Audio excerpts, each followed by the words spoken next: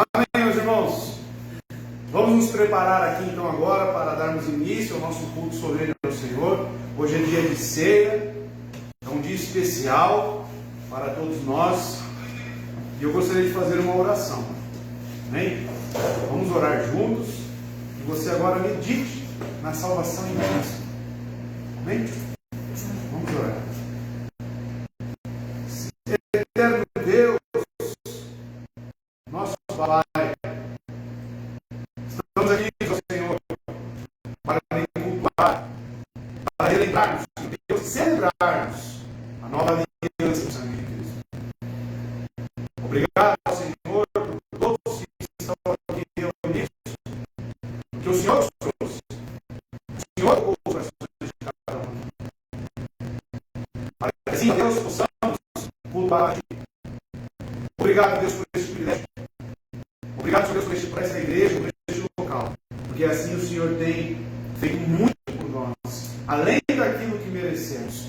Muito obrigado, Senhor. Que este culto seja, Deus, como um aroma suave ao Senhor. O Senhor o receba.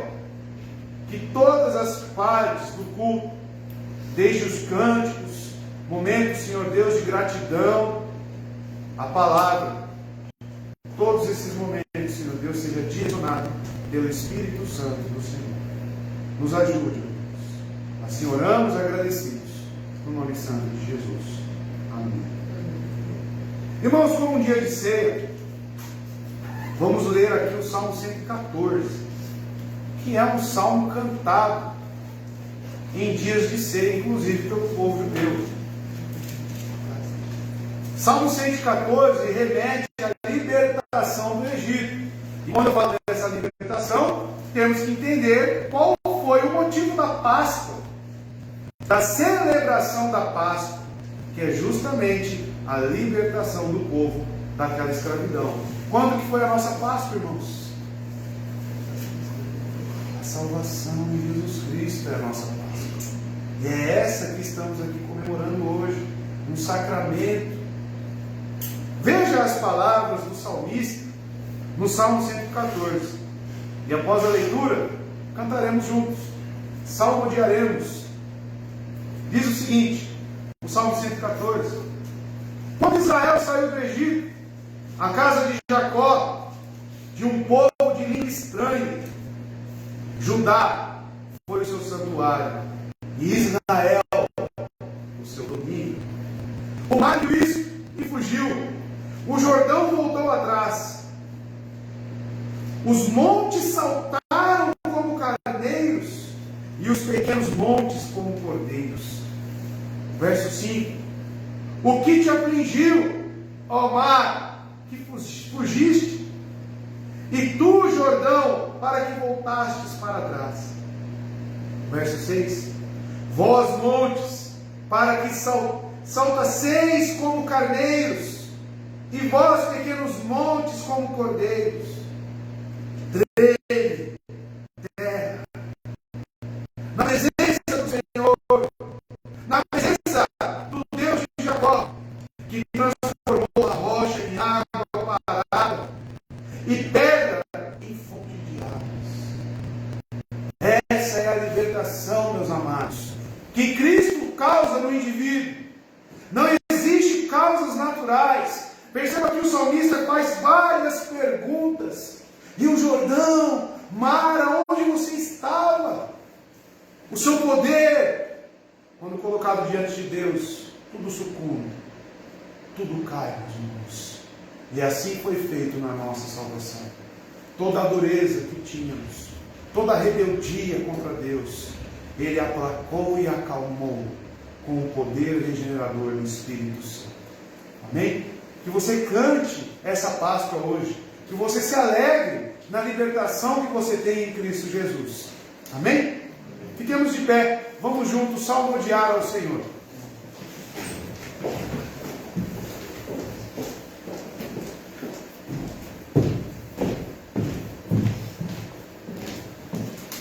Graça e paz, igreja. Boa noite a todos. Vamos louvar o nosso Deus cantando o Salmo 114. Quando Israel saiu do Egito,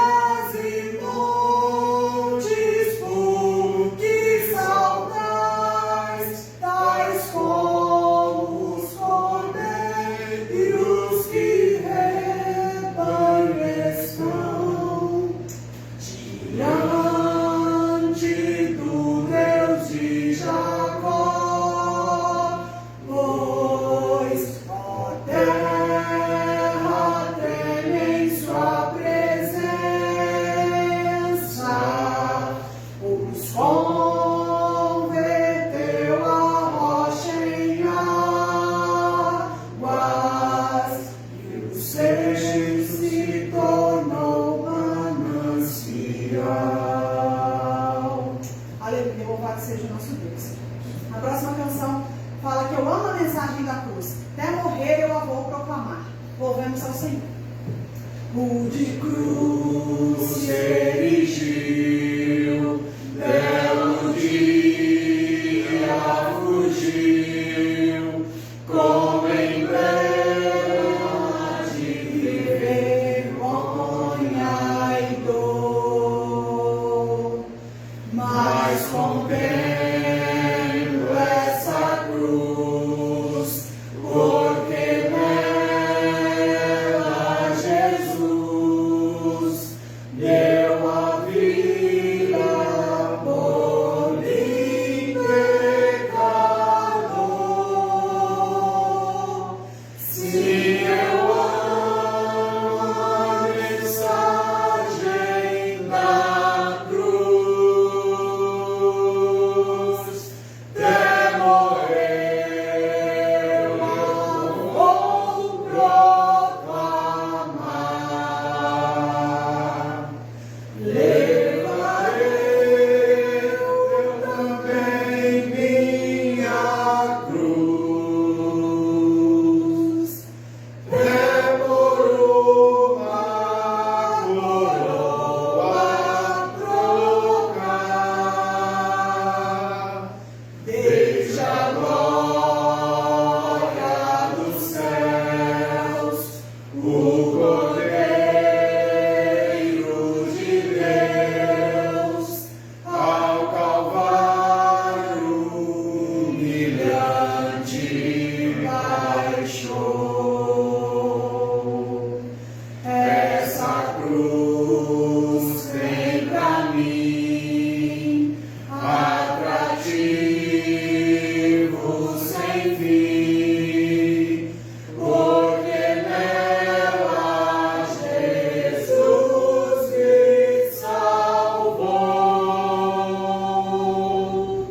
Se eu amo a mensagem da cruz, até morrer eu a vou proclamar.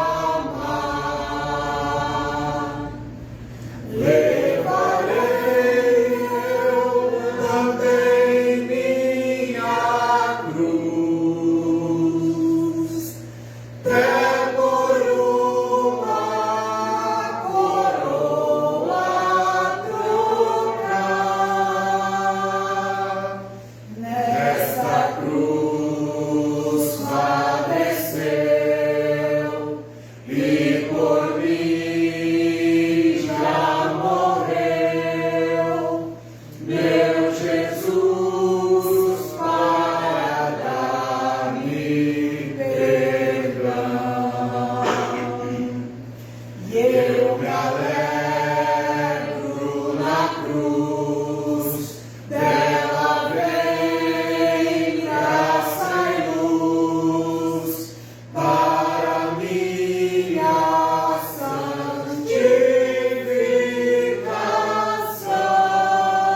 santificação. Se eu amo a mensagem da cruz, até morrer eu a vou proclamar. Levarei eu também minha cruz, até por uma coroa trocar. Aleluia, que essa seja realmente a nossa devoção de todo o coração. A próxima canção fala que para sempre exaltado é, para sempre adorado é, para sempre ele vive e ressuscitou. Louvemos ao Senhor. O universo chora, o sol se apagou,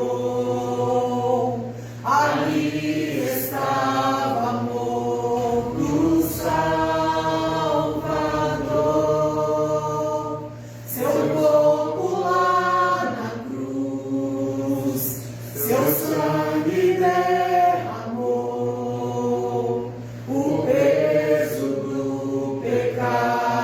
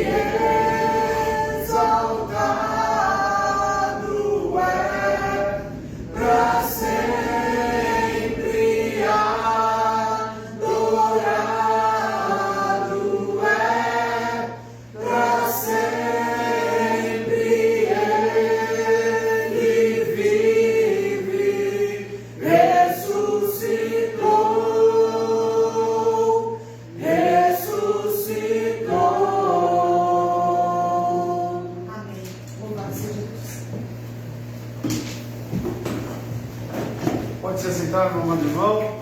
Esse é o nosso Deus, esse é o nosso Cristo, que venceu a morte e vivo está. Amém? 2 Coríntios, irmãos, abre aí. Esse é um momento de gratidão, momento de dízimos e ofertas. Se você veio preparado para isso, então poderá estar realizando o seu dízimo, né? Entregando o seu dízimo, sua oferta na casa de Deus. 2 Coríntios capítulo 8, verso 7 e verso 8. 2 Coríntios capítulo 8, verso 7 e verso 8. Amém? Diz o seguinte a palavra de Deus: portanto, assim como abundais em todas as coisas, em fé e em palavra e em conhecimento e em toda diligência e em vosso amor para conosco, veja para que abundeis nesta graça também, a graça de ofertar, irmãos. Eu não falo como mandamento, mas por ocasião da presteza dos outros, e para provar a sinceridade de vosso amor. Irmãos, que o hábito de ofertar, não como mandamento, não como necessidade, mas como alegria, com gratidão. E assim, desta forma, você pode estar, neste momento, realizando o seu dízimo e sua oferta. Amém? Nossa irmã Juliana passará. E se você veio preparado para isso, pode então estar realizando. Você que nos assiste e porventura queira também participar, pode estar fazendo através das plataformas digitais. Dados bancários IBR Mogi das Cruzes, que é o favorecido. CNPJ, que também é a nossa chave Pix. 39799-944, 1000 contra dígito 06. O banco é o 290, PagSeguro. Agência 0001, conta corrente 166-165-36, dígito 5. Então está aí caso você deseje fazer a sua colaboração. Que Deus abençoe ricamente cada um de nós. Amém? Gostaria de pedir que o Vitor fizesse uma oração, tá? Neste momento de gratidão, porque Deus tem cuidado da sua igreja, tem cuidado de todos nós. Amém? Oremos. Meu Deus, muito obrigado, Senhor, por esse dia de hoje, pela sua proteção e seu cuidado para conosco. Obrigado pelas ofertas, Senhor, que foram depositadas, que o Senhor possa continuar nos sustentando, nos provendo, assim como o Senhor já tem feito, de maneira constante, Senhor. Obrigado por toda a saúde e sustento que o Senhor dá a cada um de nós, que o Senhor possa estar gerando cada vez mais gratidão nos nossos corações para com o Senhor, Senhor, por tudo que o Senhor fez e ainda faz por nós, Deus. Continue nos sustentando, nos provendo e abençoando cada irmão que tem contribuído para a sua obra, Senhor. Em nome de Jesus que nós oramos e agradecemos, Senhor. Amém. Amém. Irmãos, eu tenho experimentado grandes feitos de Deus na área financeira, tanto dessa igreja quanto da igreja do Taboão. E certamente o dízimo obrigatório, a israelização da igreja é um erro. De forma grata, de forma alegre, Deus tem sustentado ambos os trabalhos. Ambos os trabalhos. Que algum pastor possa ver isso e entender que não é necessário. Que ele coloca alegria nos seus filhos. Que ele coloca essa disposição de ofertar àqueles que têm sido salvos. E não é necessário você impor isso a ninguém. Amém? Você continue tendo isso, que Deus continue lhe abençoando. Isso representa maturidade cristã. Amém? Vamos ao texto? Paramos na metade. De combinado? Domingo passado? Não, sou pesado, já estou esperto ali. Correto? Mateus capítulo 14. Abra aí no Evangelho de Mateus, capítulo 14.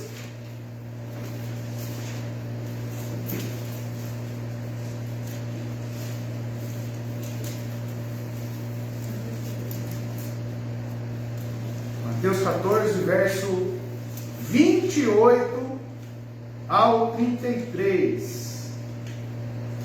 E hoje eu pretendo aqui, irmãos, fazer o complemento da mensagem passada, domingo anterior, complementá-lo e ser abençoado pela palavra de Deus, santificado, edificado.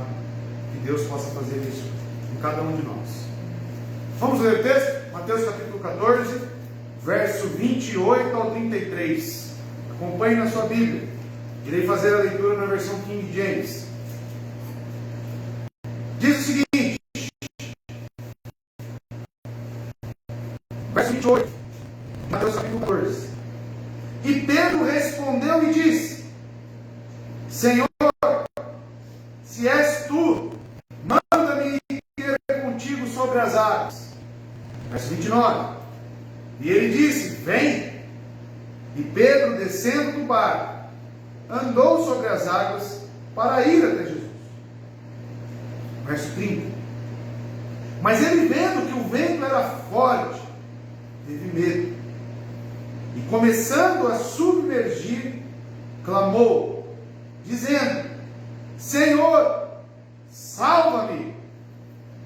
E imediatamente Jesus, estendendo a sua mão, segurou-o e disse-lhe: Ó, vós de pequena fé, por que tu duvidaste? Verso 32. E quando eles entraram no barco, o vento cessou. E então os que estavam no barco vinham o adoraram, dizendo: verdadeiramente tu és o Filho de Deus. Amém? Oremos. Fale agora com o nosso Deus. Busque o direcionamento do Espírito Santo para entendimento e aplicação desse texto na sua vida, meu irmão. Oremos. Senhor, nosso Deus Pai, Criador, Deus Santo, Santo, Santo.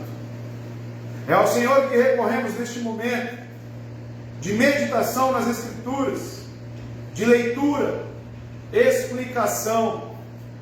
Pedimos a sua graça sobre a sua igreja, Senhor, para que a sua palavra seja pregada fielmente, aplicada segundo, Senhor Deus, a sua vontade. Deus nos ajude nessa tarefa.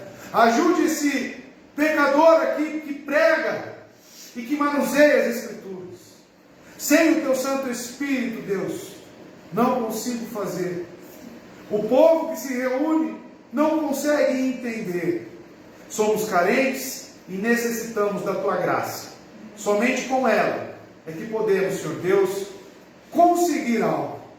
Então, Pai, eu te peço que através de Cristo o Senhor possa nos agraciar, nos ajudar, e que tudo que seja falado seja direcionado pelo Santo Espírito. Nos ajude, Senhor, nos purifique, transforme as nossas vidas pelo poder das Escrituras. Assim oramos em nome de Jesus. Amém. Semana passada, meus irmãos, apenas contextualizando, está aqui os discípulos atravessando o mar em ordem, em obediência ao próprio Cristo, aonde foi impelido pela multidão de ser conclamado rei sobre Israel.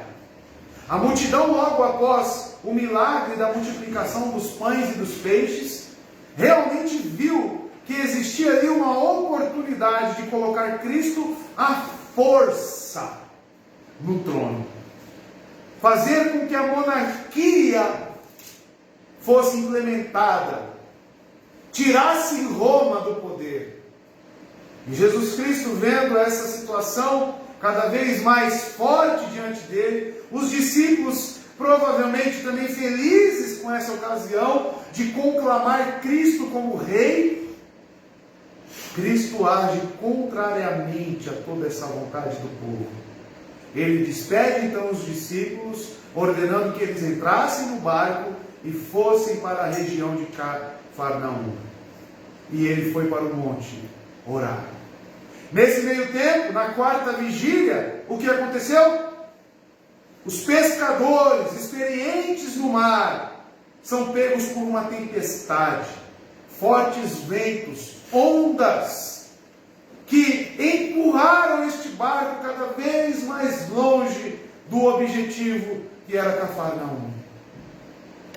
E Cristo então vem ao encontro deles. Uma situação onde as próprias ondas e ventos era motivo de desespero. E ao ver Cristo sobre as águas, eles pensaram que era um fantasma. E o medo, ainda assim, aumentou mais. E agora estamos diante do diálogo entre Pedro e Jesus. A continuação deste evento catastrófico, condições extremas para os discípulos, aonde exigiu fé, confiança. Porém, a primeira coisa que destacamos nos textos, fazendo uma breve introdução, é que houve dúvida. Houve dúvida na parte dos discípulos em não reconhecer quem era Cristo. E esta deve estar condenada a ser eterno companheiro. Caiu, perdão. A dúvida, irmãos, é algo que podemos dizer exatamente que está condenado a seguir a fé. Como assim, André? É normal uma pessoa que tem fé ter dúvidas? Sim, é normal. Estamos diante de pessoas que tinham fé, ou não? Pedro tinha fé, João tinha fé. Eram pessoas resgatadas, discípulos de Cristo. Assim como o pó, irmãos, acompanha as rodas de uma carruagem, assim também faz comumente a dúvida acompanhando a fé, embaçando a fé. E entenda, meu amado, eu não estou aqui dizendo que a dúvida ela é saudável e boa para você, mas eu estou dizendo que ela é comum na vida de um cristão. Homens de pouca fé estão sempre sendo amontalhados pelo medo. Por exemplo, por sua fé parece ser forte apenas o suficiente para lhes permitir duvidar. Essa é uma característica, irmão, de uma fé frágil. Porém, é fé. É fé. Sempre nos sentimos afundar. Sempre somos pegos em situações onde a nossa fé é provada. E diante dessas provações, constatamos se ela realmente é acompanhada das dúvidas ou não. Realmente, às vezes, o Senhor parece deixar temporariamente os seus filhos afundarem, assim como Pedro.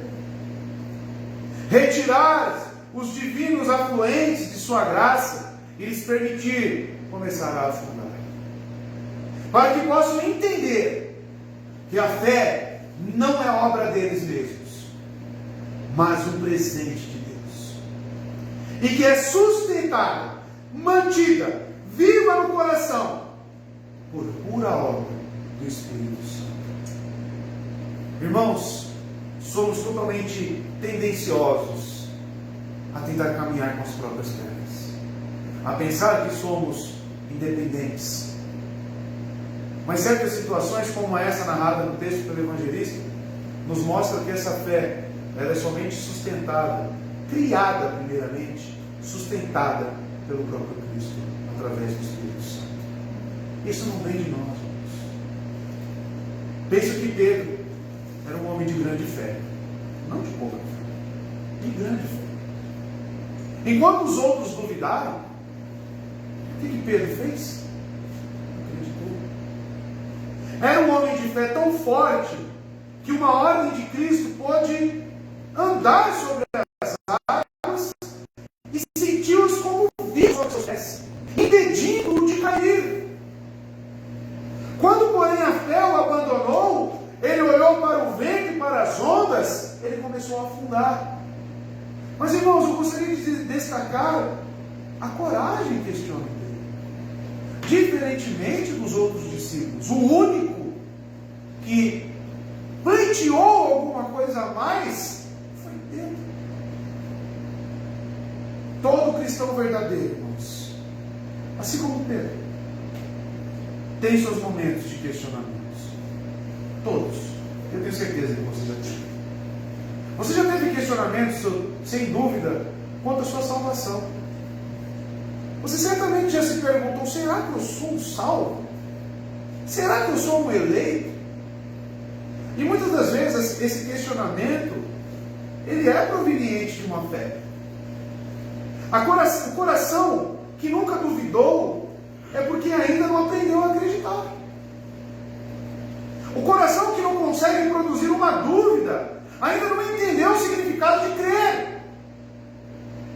Quem nunca duvidou de sua condição, pode ser o que faça. Talvez, irmãos, seja tarde demais. Mas veja que a dúvida, e muitas das vezes, ela te impulsiona a se aproximar cada vez mais de Cristo. Eu, muitas das vezes, irmãos, no meu passado, eu me perguntava sobre a minha salvação. O que isso fez? Me trazer para mais perto das Escrituras e entender melhor quais são os sinais de um salvo, de uma fé existente. Ou seja, aquilo que acompanhava a fé era a dúvida que a fortaleceu. Provas e dúvidas. Se alguém só crê em algo, se disso tiver prova, não precisa de prova. Antes de duvidar de alguma coisa, deveria ter a prova também. Acreditar sem prova é ser cego, realmente. E duvidar sem motivo é ser tolo. Agora deveríamos ter um fundamento para a nossa dúvida. É aí que existe a questão da dúvida, que é saudável ou não. Assim como uma base para a nossa fé. Então veja, o problema não é você ter dúvida. E é esse o objetivo de analisar a condição aqui no milagre de Cristo. Porque se existe um milagre aqui, onde Pedro caminhou sobre as águas, este foi mantido e sustentado pelo próprio Cristo, através da fé em Cristo Jesus. Então, irmãos, a sua dúvida, ela tem que ter embasamento em algo. A dúvida em si só, ela nada lhe acrescenta. Assim como a fé, sem uma base, também não serve de nada. Eu costumo dizer a todos os irmãos que a nossa fé não é cega. A nossa fé tem fundamento. E eu diria até que fundamentos históricos e científicos. A nossa fé não é uma fé cega, irmãos. Não é. Questões que hoje estão trazendo dúvidas sobre a Terra é plana, a Terra não é plana, são questões já resolvidas e inclusive argumentadas e narradas nas Escrituras. Ou seja, a nossa fé, ela tem um firme fundamento em Cristo Jesus. E quando a minha dúvida surge com base em fundamentos, a que eu citei era na salvação, ou seja, a minha dúvida era uma dúvida embasada biblicamente. É sobre esses aspectos que eu quero trazer você para o texto. Eu quero que você analise e a aplicação do texto gira em torno da sua fé e das dúvidas que você tem. Amém? Mas vamos analisar o texto expositivamente. Convido a partir desse momento você consultar na sua Bíblia, versículo a versículo. Mantenha ela aberta e você porventura pode fazer também as suas anotações. Verso 28. Senhor, disse Pedro, se és tu, manda-me ir ao teu encontro sobre as águas. Antes de mais nada, irmãos, eu tenho que esclarecer algo. Qual o propósito de andar sobre as águas? O propósito do Senhor era demonstrar a vontade amorosa de fazer o que for necessário para salvar seus filhos. Era para dar sustentação aos discípulos sobre o firme fundamento da fé deles. Esse era o propósito deste ocorrido. Aqui não é um ato displicente de Jesus, permitindo e fazendo com que Pedro andasse sobre as águas para tornar um Deus, ou um semideus. Não, irmão, era para ensinar a andar pelas águas, não era. Ele não tem que andar na água para ser salvo. Mas isso deu-lhes uma lembrança inesquecível do poder e da extensão da sua proteção divina. O que está em jogo aqui, irmãos, é a confiança nos cuidados que Cristo tem para com os seus. O que está em jogo aqui é o amor de Cristo por nós. Isso que está em jogo. O erro de muitos intérpretes é destacar o ato de andar sobre as águas. E esse não é o foco do texto. O foco é destacar a condição de Pedro, o que lhe fez andar sobre as águas e o que lhe fez afundar. E principalmente, como Cristo interagiu diante desses acontecimentos. Eis a diferença. Porque Pedro disse: Senhor, diz o texto, Senhor, disse Pedro. A fala de Pedro neste momento não reflete dúvidas, correto? Porque ele identifica o seu Senhor. Ele diz: Senhor. Irmãos, ele ir para a água para se juntar a um fantasma até então, naquelas condições adversas, era muito pouco provável. Pouco provável. Ele era naturalmente impetuoso. Nós que conhecemos, através das Escrituras, o caráter de Pedro, uma pessoa impetuosa. E mais de uma vez, o seu excesso de confiança colocou eles em problemas, incluindo problemas com o Senhor. Mas aqui, irmãos, não existia dúvida nesse primeiro momento. Ele diz: Senhor. Ele identifica o seu Salvador. Por favor, eu lhe encorajo, não descarte a condição deste cenário, aonde está inserido o milagre. As ondas ainda estão batendo sobre o barco, os discípulos ainda estão sendo empurrados, Jesus está ali a meia distância, para alguns é um fantasma, porém agora surge Pedro, um pescador experiente, falando: Senhor. Pedro não era tolo, irmãos. Ele não era tolo. Pedro conhecia os perigos do mar da Galileia. Ele sabia muito bem o que estava ocorrendo naquele momento. E que as condições eram desfavoráveis. Correto? Mas algo teria levado este pescador a se aventurar nas águas, sem o benefício de um barco. Irmãos, diga para mim, quem em sã consciência, olhando para um suposto fantasma, o barco sendo arrastado, diria: Senhor, deixe que eu vá até aí. Então perceba que algo em Pedro era diferente.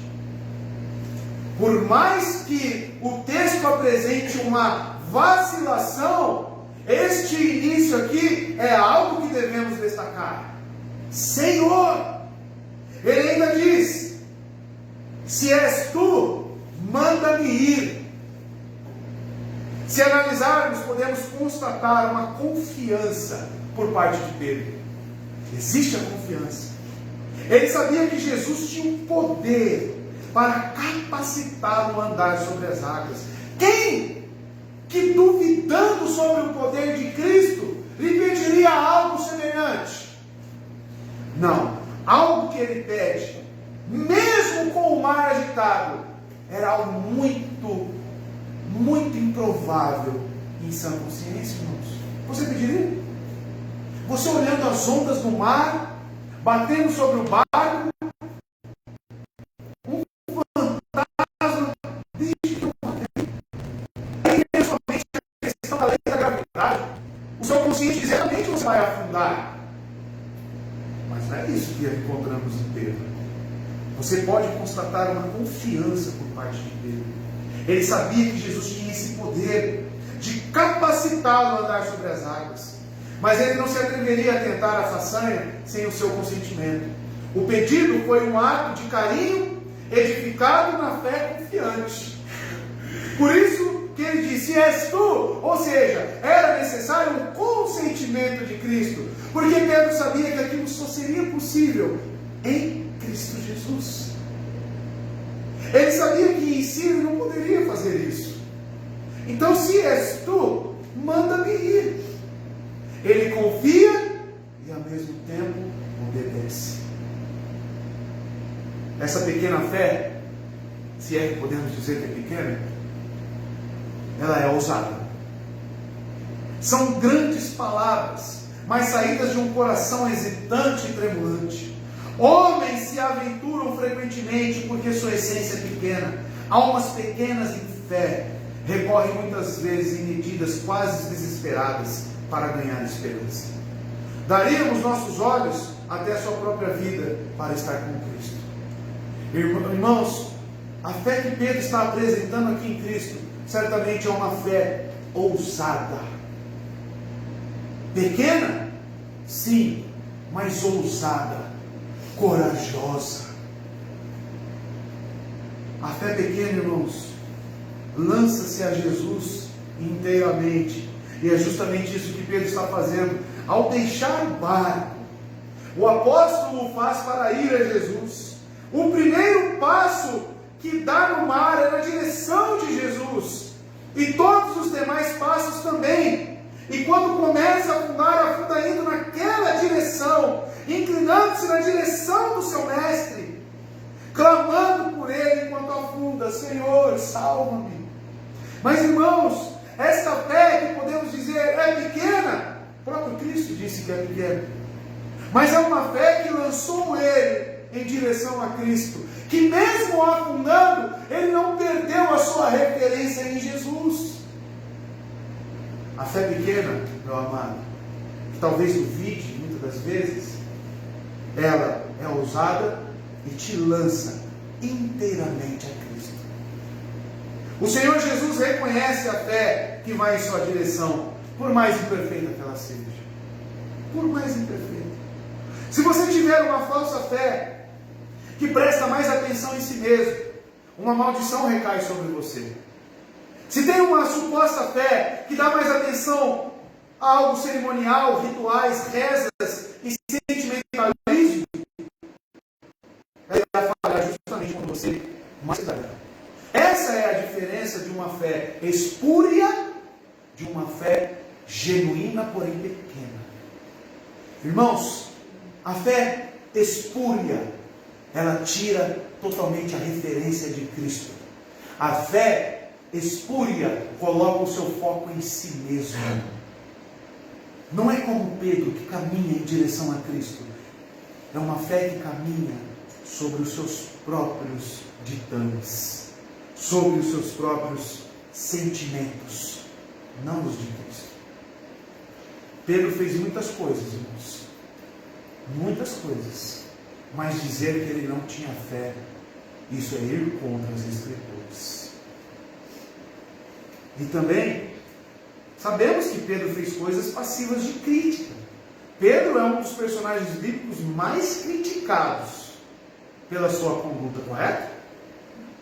Mas às vezes é criticado por coisas que refletem o amor. Você já parou para analisar as críticas que você faz a Pedro? E o porquê ele agiu daquela forma? Ele faz isso muitas das vezes por amor a Cristo, por confiança e coragem, como essa fé aqui agora. E, por exemplo, embora ele negasse o Senhor enquanto no pátio, durante o julgamento de Jesus, e ele negou certamente Jesus 3 vezes, mas no entanto, ele estava tão perto quanto poderia estar. E os outros discípulos estavam aonde? Quem era o discípulo mais perto da crucificação? Era Pedro. Negou? Sim, negou. Mas ele estava lá.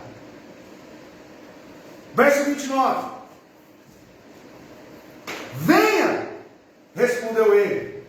E então Pedro saiu do barco, andou sobre a água e foi na direção de Jesus. Olha só, irmãos. Jesus responde a ele dizendo: venha, venha.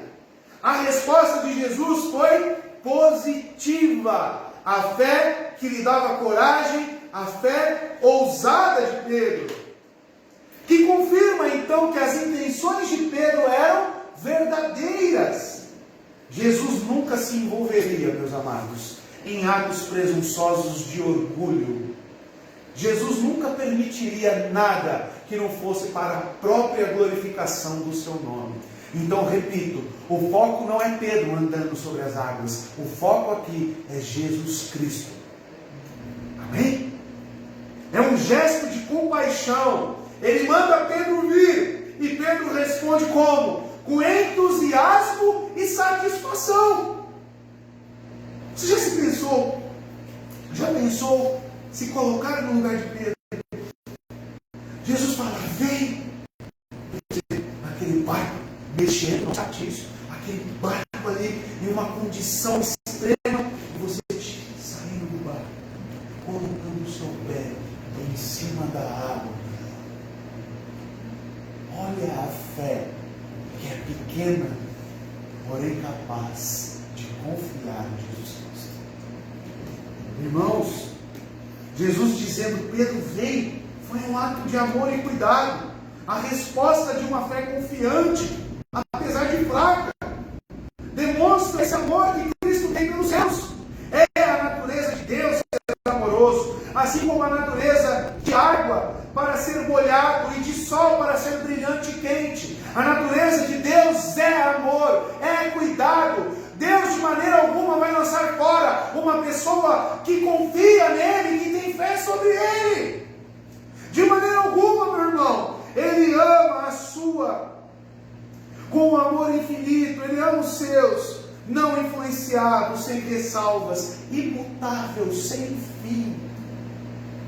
1 João, capítulo 4, verso 16. Olha só, assim conhecemos o amor que Deus tem por nós e confiamos nesse amor. Confiamos nele.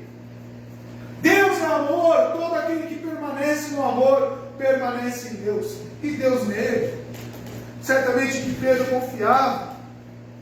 Ele sabia que o seu tratar com Cristo e o tratar de Cristo para com ele era algo que envolvia a fé, o firme fundamento. O grande amor de Pedro por Cristo o fez um líder, inclusive. Ele parece ter sido um dos mais próximos de Jesus Cristo. Por quê? Porque ele confiava plenamente no Senhor. E lembre-se, é uma fé pequena. Pedro saiu do barco, então, conforme diz o texto. Então, Pedro saiu do barco. Não é isso que está aí? A fé de Pedro, confiante, o fez sair do seu único ponto de apoio. Qual era o único ponto de apoio de Pedro?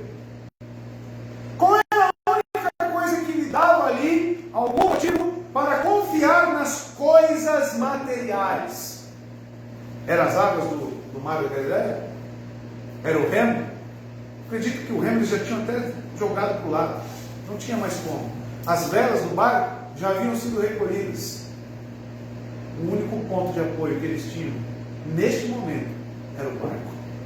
E o que Pedro faz? Sair do barco. Irmãos, olha só, a fé deste homem. Foi necessário coragem, pois as condições climáticas não eram favoráveis. Mas assim ocorreu um ato de abnegação. Aqui Pedro está lançando fora qualquer circunstância que coloque a sua fé em segundo plano. O barco poderia ser o seu ponto firme, mas não era. Era a sua fé. Em quem? Jesus Cristo. Ele abnega, então, esse barco, todo o ponto de apoio, e ele sai com os olhos fitos, olhando para Jesus Cristo, confiante de que chegaria até ele. Para uma pessoa que tem fé em Cristo, exige sempre a abnegação.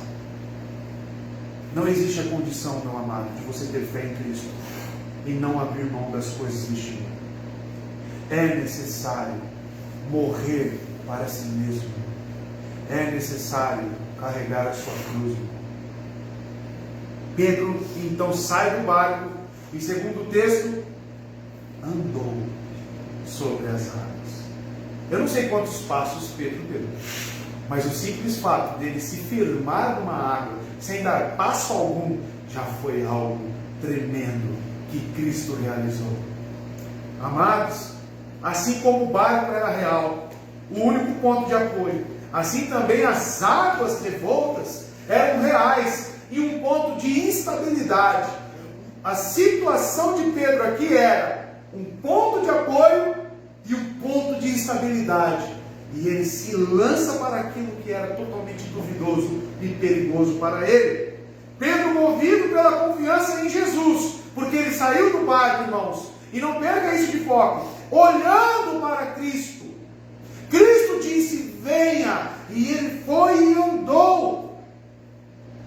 Essa confiança, irmãos, é o que colocou em um estado de segurança, mesmo abrindo mão do seu barco.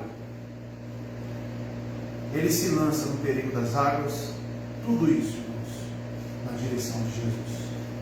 Algo que eu te pergunto aqui, para a aplicação desse texto: quais são os seus pontos de confiança? Quais são as coisas a qual você coloca ali que não exigem fé?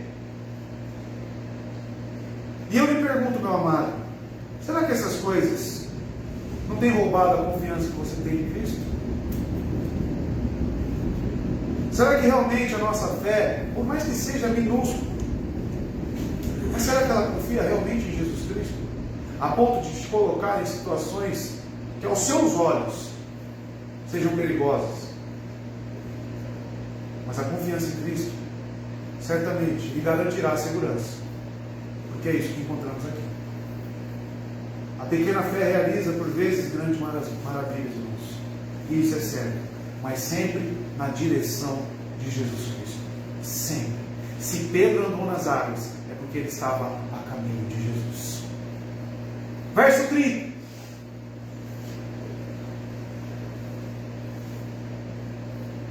Mas, olha só,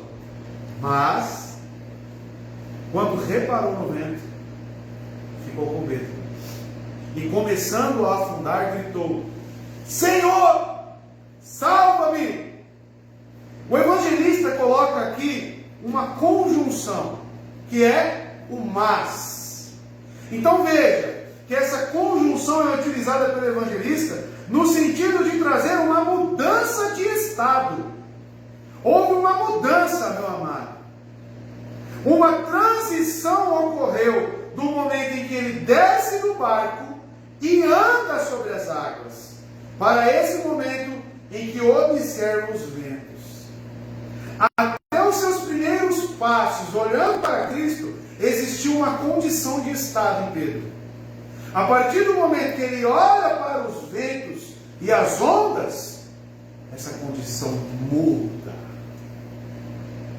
É aí que vem a fragilidade da fé pequena. Apesar de ser maravilhosa em seus efeitos, confiante, ousada, ela tem as suas ressalvas.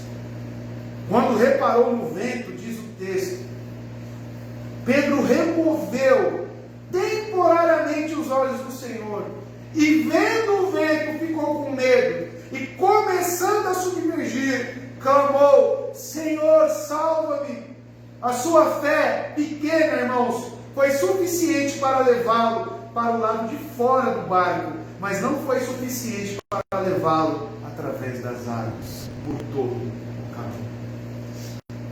A fé, ela é fortalecida por ser levada a situações extremas. Esse reforço é fundamental para o crescimento cristão e a maturidade. Irmãos, a maturidade e uma fé robusta, ela reside onde? Justamente em não perder o foco em Cristo. A partir do momento que você perde o foco da cruz, você afunda. Mas não significa que você não tenha fé.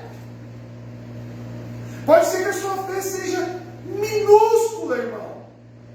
Pode ser que a sua fé seja como a dos outros discípulos, nem sair do barco. Mas a fragilidade reside em perder o seu foco. Irmãos, eu admiro os irmãos, porque mesmo diante de um decreto de homens, vocês estão aqui reunidos, comungando e adorando Jesus.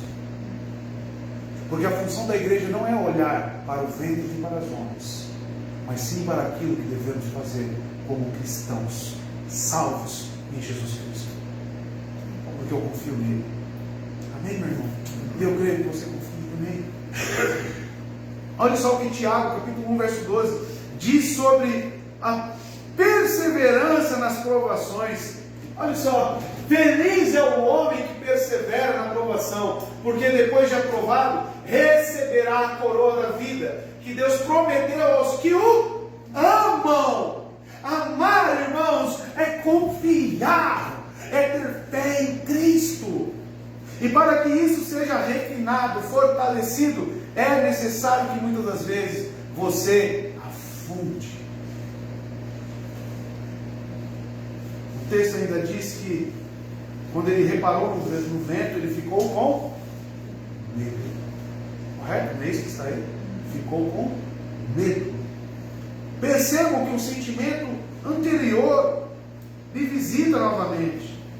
Anteriormente, as condições e as dúvidas lhes trouxeram esse sentimento. Mas agora, ele estava focando em Jesus. No verso 26, que você vai olhar passada, olha só. E quando os discípulos o viram andando sobre o mar, eles perturbaram-se, dizendo: é um espírito, e gritaram de medo. O mesmo sentimento de quando ele estava no barco visita novamente ele. Com base em que ele teve medo? Porque ele estava ali, irmãos, diante de fatos que tiraram o seu foco. Agora, enquanto ele estava focando em Jesus, desafiando as leis da gravidade, e por um momento ele desvia o olhar, isso foi o suficiente para ser tomado por situações que nos paralisam. Irmãos, talvez a causa do seu medo, da sua ansiedade, seja a fragilidade da sua fé. Você não confiar realmente, plenamente em Cristo.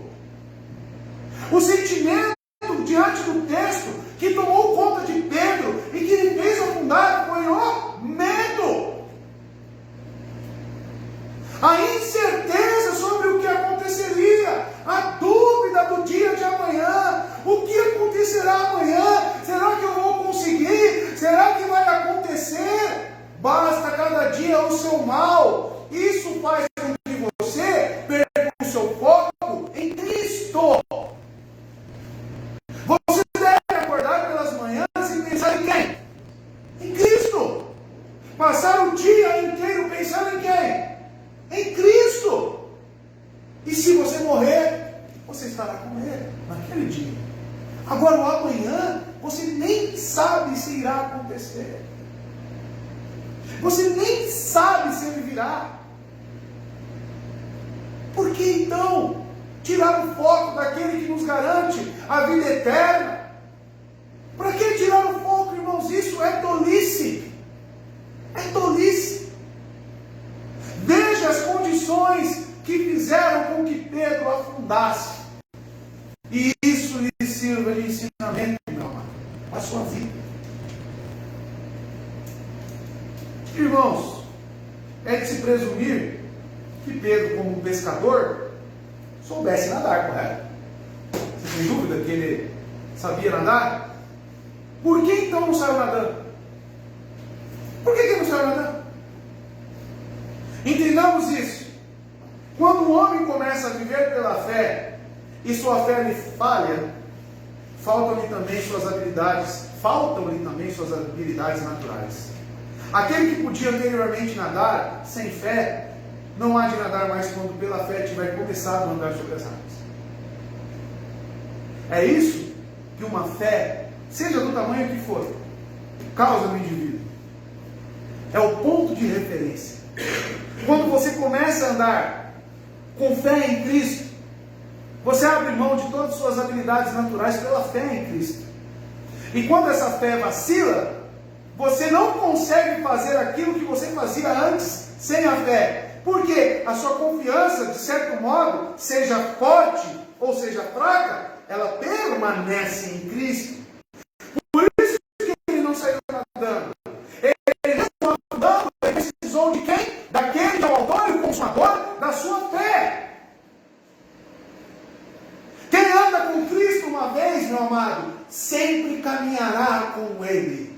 Quem tem a fé genuína em Cristo Jesus, nunca deixará de andar com Cristo. Nunca.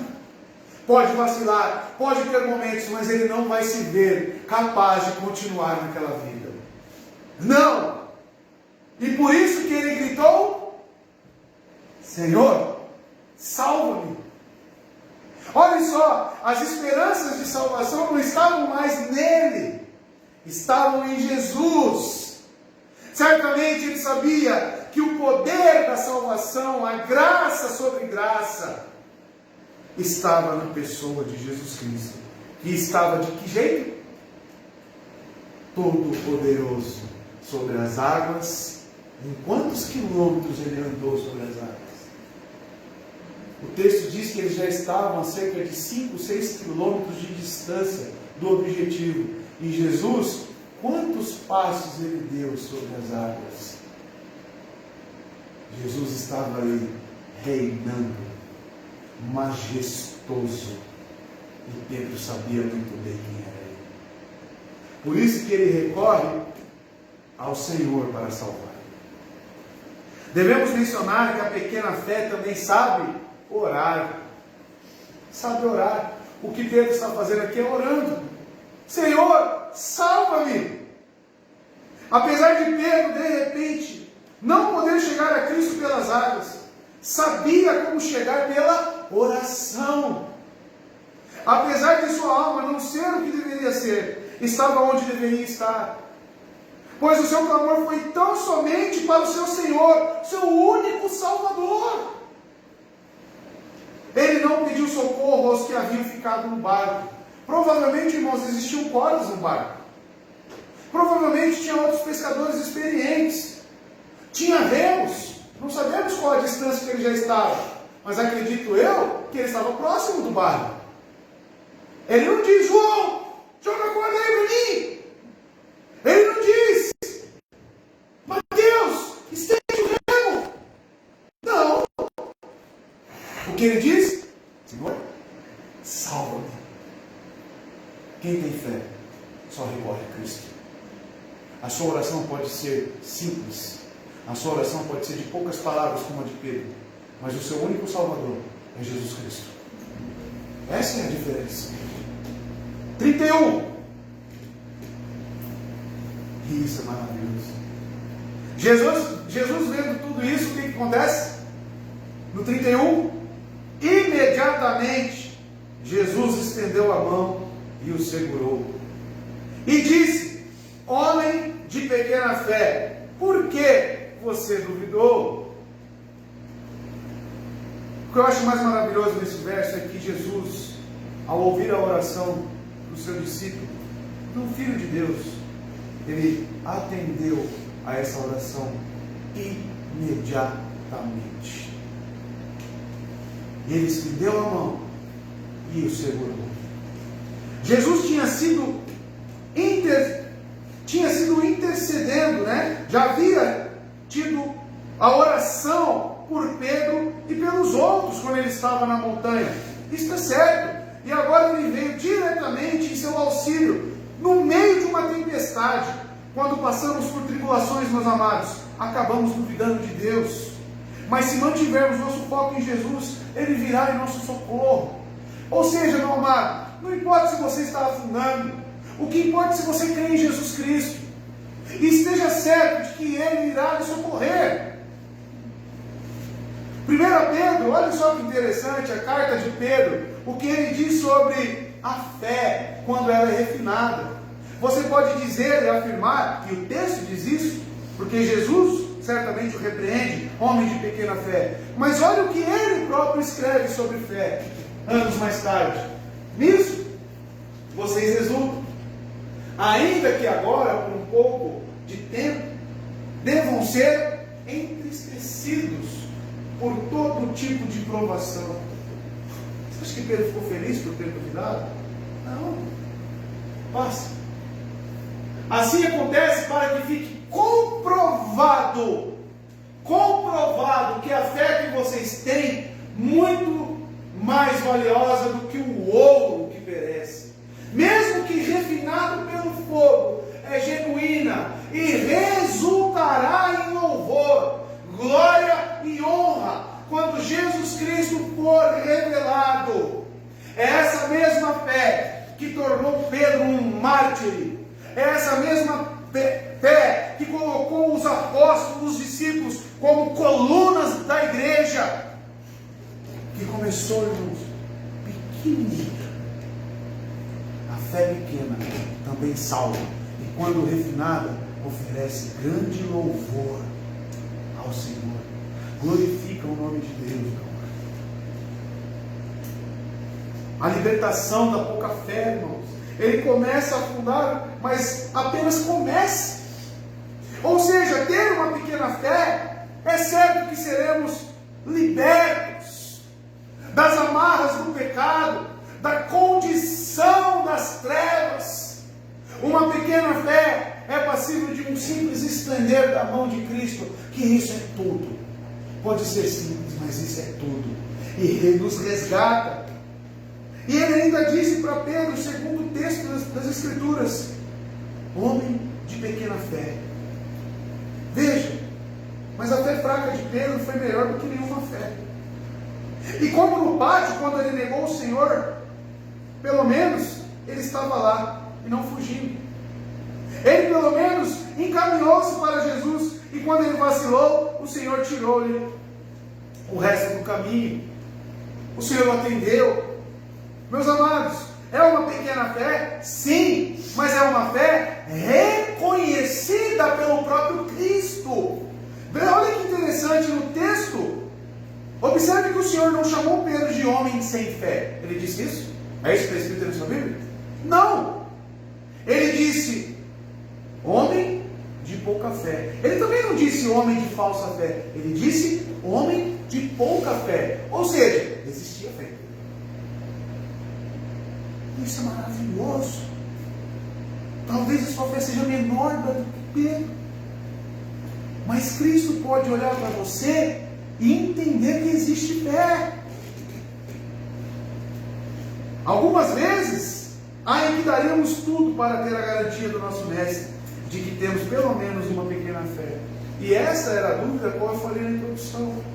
Será que eu sou um salvo? Será que eu tenho fé? Realmente? E ele disse ainda no texto, por que duvidaste? É como se dissesse, ó Pedro, a tua grande fé é um presente meu. Não penses que és o autor da própria fé. Se o fizeres, tua grande fé poderá desaparecer rapidamente. E como alguém que não tem fé, irás acreditar mais na força do vento e temer mais as ondas. Deixando de crer no poder do seu mestre, ainda você afundará. Cristo, irmãos, nos ajudou até agora. Cristo tem nos sustentado. Como eu disse no momento aqui dos agradecimentos, dos dízimos e ofertas, Deus tem cuidado de nós. O simples ato de não colocar o dízimo como obrigatório é uma confiança de que cremos que Ele sustenta a sua própria igreja. E eu tenho certeza que se mudarmos aqui a condição, e eu tenho relatos de pastores, a qual a igreja é obrigada a dizimar, senão não participa, senão não faz nada, e as entradas são muito menores do que a nossa. A igreja já está com mais de 1 ano de pandemia, e nunca nos faltou R$1. Fiquei aqui com 3, 4 membros, pregando e comungando com os meus irmãos, ceiando, buscando ao Senhor, e Deus enviando os recursos, sabe-se lá de que lugar, mas aparecia, o irmão enviava uma coisa, o outro enviava outra, e assim a gente ia pagando as contas. Construímos 2 casas em 2020. A movimentação desta igreja, com esses poucos membros, foi mais de R$90 mil em 1 ano. Como? Confiando em Cristo Jesus. Essa é a diferença. É assim que nós temos que viver, meus amados. Irmãos, olhe para o texto. A pequena fé, ela é reconhecida, porém ela tem as suas fragilidades. A repreensão de pouca fé. Depois de a pobre alma ser resgatada e posta em segurança, vem a amorosa e bem intencionada censura. Homem de pouca fé, por que duvidaste? Eis uma reprovação tão gentil, que me parece possível que o mestre queira até dizê-la para nós na entrada do paraíso. Eu nem sei se eu consigo aqui, meu amado, dizer que é uma repreensão. Parece mais um elogio. Homem de pequena fé. Isso é o suficiente para ele entrar no céu. É o suficiente. Mas existe sim aqui a repreensão. Você não foi chamado, irmãos, para se manter com essa pequena fé. Você foi chamado, meu querido, para que viva a plenitude da fé. Ser cheio do Espírito Santo. Por quê? Não para que haja virtude em você, mas para que a sua vida ainda mais glorifique o nome de Deus. Quanto mais cheio do Espírito Santo, mais você glorificará a Deus. Se uma pequena fé fez ele andar sobre as águas, imagine um homem cheio de fé, com uma fé grande. Imagine o que ela pode fazer. Por quê? Confie em Cristo. E quem realiza é o próprio Cristo. Verso 32. Quando entraram no barco, o vento cessou. Parece que é um evento arquitetado, que era algo que precisava acontecer e tinha hora de início e hora de fim. Quando concluiu o que deveria ocorrer, segundo os decretos de Deus, tudo voltou ao normal. Quando entraram no barco, aqui é o ponto da narrativa, onde a ordem é estabelecida, onde o medo se vai e a confiança ganha força. Agora os discípulos receberam seu mestre de bom grado. João já nos informa que quando entrou no barco, logo chegaram em terra. Olha só, eu vou ler esse texto para os irmãos. Um barco com o nosso mestre no leme, no direcionamento, certamente chega ao seu destino. Qual é o nosso destino, irmãos? Qual é o nosso destino? A nossa morada que está nos céus. Esse é o nosso destino. Mas até chegar nessa morada, quantas tempestades enfrentaremos? Mas a pergunta é, como você irá passar por isso? João 6,21, que é um relato paralelo, olha só. Então resolveram receber no barco aquele que era o fantasma até então. E logo chegaram à praia para a qual se dirigiam. O que isso nos mostra? Que quando Jesus Cristo está realmente no centro da nossa confiança, no centro das nossas vontades, o nosso destino é certo, meu amado. Olha só, a ajuda no tempo certo. Eles tinham sido levados 5, 6 quilômetros para o meio do mar da Galileia, mar adentro, conforme a tempestade se agravava, não ferozmente, mas em um instante, ele parou e o barco estava no seu destino. Com base na experiência humana normal, não é de se surpreender que ficaram muito admirados. Isso, mas não sei se tivesse entendido. O vento cessou.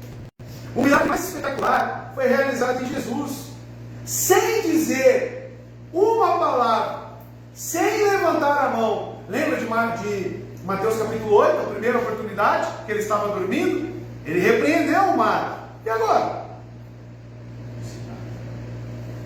Ele não precisa dizer nada. Ele tem total controle sobre as condições adversas de nossas vidas. Total controle. E você precisa confiar nisso. Olha só, o vento parou sem ele levantar a mão, sem ele dizer nada. No momento em que ele, Pedro, entrou no barco com os outros discípulos, o texto diz que o vento parou. Era como se o vento estivesse simplesmente à espera. É como se tudo ali naquele cenário desesperador estivesse pronto para ser concluído, esperando.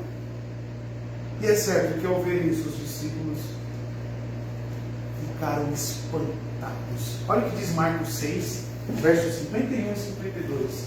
Então subiu no barco para junto deles, e o vento se acalmou, e eles ficaram atônitos. 52, pois não tinham entendido o milagre dos pães. Olha só, o acontecimento anterior ainda não havia sido digerido por eles, eles ainda estavam ali assimilando tudo aquilo. O coração deles estava endurecido. Ou seja, ainda estava em um processo de aperfeiçoamento esses discípulos. Eu muito me admiro, irmãos, as pessoas baterem no peito e ficarem dizendo: a minha fé é gigantesca. Porque eu olho para os escritos bíblicos e eu vejo que os próprios discípulos tiveram dificuldade. O que dirá de nós? O que dirá de nós? Mas o fato é, você tem fé. 33 e último. Para concluir. Então, os que estavam no barco o adoraram, dizendo: verdadeiramente tu és o Filho de Deus. Olha a declaração de fé deles. Olha a declaração de fé dos discípulos. Verdadeiramente tu és o Filho de Deus. Então os que estavam no barco o adoraram, se prostraram, é a palavra no grego. Eles vieram até Cristo e reverenciaram Jesus Cristo. No entanto, naquele momento, como lemos aqui, os corações foram suavizados e os olhos abertos, porque Marcos diz que o coração deles ainda era endurecido. Agora, neste momento, parece que algo muda. Existe aqui também uma conjunção então, ou seja, houve uma mudança de condição. No entanto, olha só, irmãos, eles agora olham para Jesus Cristo de uma maneira diferente. Eles estavam agora mais do que simplesmente maravilhados. Como as multidões, como a multidão sempre estava, eles foram levados a um espanto, passado para uma adoração genuína, que é o que o mais dos milagrosos feitos de Cristo pode gerar em nós: adoração. Tudo que Cristo faz tem que gerar em nós adoração. E essa adoração é resumida na frase: tu és verdadeiramente o Filho de Deus.